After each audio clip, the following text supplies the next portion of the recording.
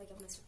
আমরা কথা বলছিলাম মেকআপের বেসিক স্টেপগুলো নিয়ে, যেমন ক্লিনজিং, টোনিং, ময়শ্চারাইজিং। তো লাস্টে আমরা কথা বলেছি ক্লিনজিং, টোনিং, ময়শ্চারাইজিং নিয়ে। আজকে আমরা কথা বলবো প্রাইমার নিয়ে। প্রাইমার একটা ভীষণ ইম্পর্টেন্ট প্রোডাক্ট আমাদের মেকআপের জন্য, কারণ প্রাইমার এমন একটা প্রোডাক্ট যা আমাদের স্কিনে যে আমরা স্কিনের সাথে মেকআপের একটা ব্যারিয়ার তৈরি করে।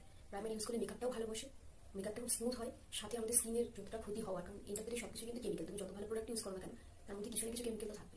তো সেই কেমিক্যাল থেকে আমাদের স্কিনকে প্রোটেক্ট করে প্রাইমার। কিন্তু প্রাইমার ভীষণ ইম্পর্টেন্ট একটা প্রোডাক্ট।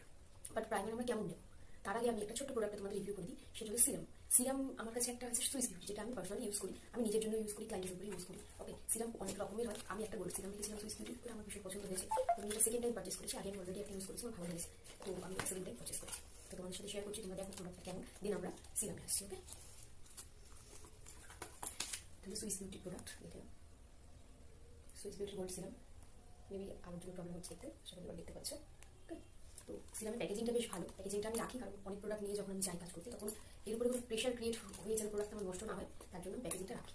যথেষ্ট ভালো প্যাকেজিং আছে। ওকে, কার্ডবোর্ডের প্যাকেজিং আছে, দেখে নাও, খুললে তোমরা এরকম পাবে, যথেষ্ট ভালো প্যাকেজিংটা।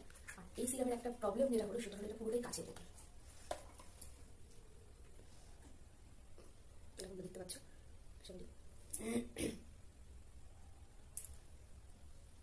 এটা পুরোটাই কাঁচের বোতল। তো সেক্ষেত্রে শুধু বোতলটা কাঁচের নয়, এই বোতলের যে মুখটা আছে এটাও কাঁচের। ওকে, তো সেক্ষেত্রে এটাকে আমার একটু সাবধানে ক্যারি করতে হবে, কারণ এটা যদি একবার হাত থেকে পড়ে যায় তো ভেঙে যাবে।